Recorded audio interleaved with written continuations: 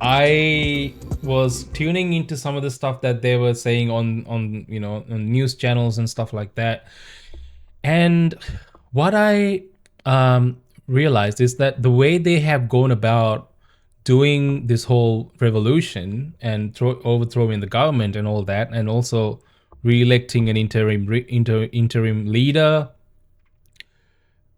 they've done something pretty interesting.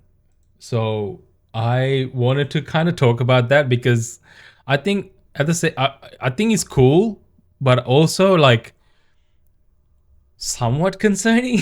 So for those who has no idea what the heck I'm talking about, so Nepal Gen Z protesters are continuing the fight for their future even after picking a new prime minister. From the way I understand things, what happened was they had this whole big social media ban come into pass, and they were pretty much restricting uh, people to be able to go on social media, right? Like literally anyone.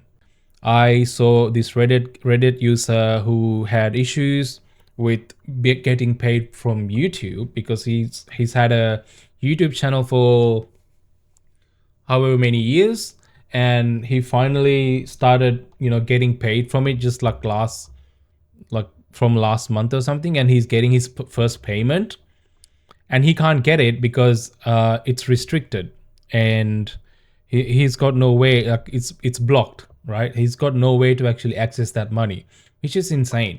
And this is this is actually pretty restrictive of people's freedom and right to speak, and just even the internet freedom.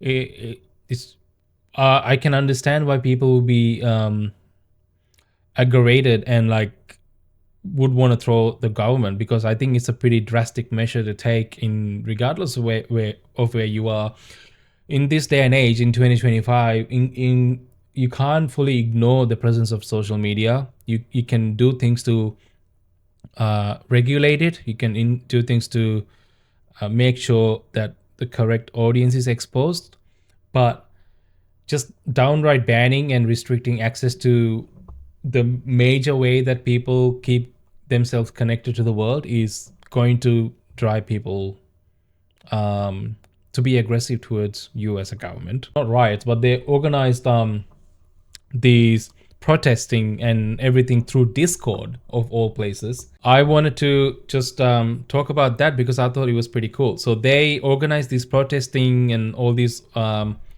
this revolution, as you want to call it, through Discord of all places, and they somehow managed to overthrow the government, right?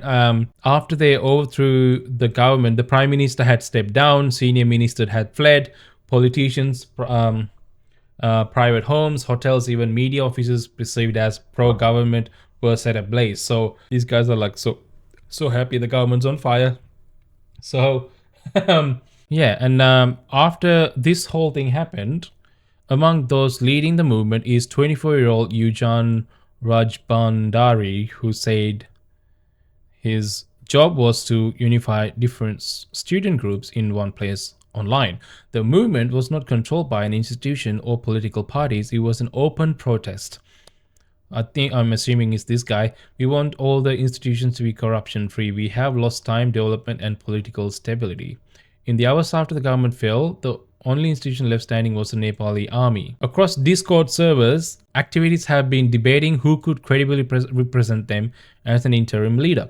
Kathmandu's rapper turned mayor Balendra Shah has been floated, but former Chief Justice Sushila Karki has emerged as a frontrunner.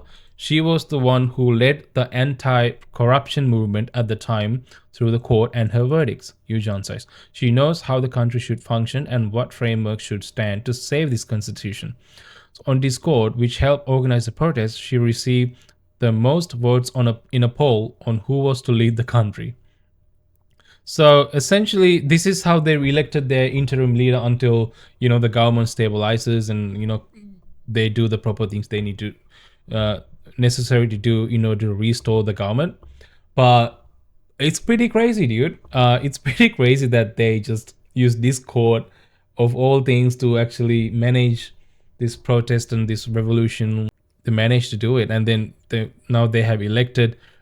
Yes, it's an interim leader, but still they use Discord to do it. I thought it was, it's not funny, but I thought it was pretty cool that they have utilized social media, the very thing that the government was trying to ban, in a cool way to pretty much overthrow the government and then reset. So I don't know. What do you guys think? Let me know. Let me know in the comments, or if you're tuning into my stream, let me know in the chat. Uh, I think it's pretty cool. I think it's pretty cool.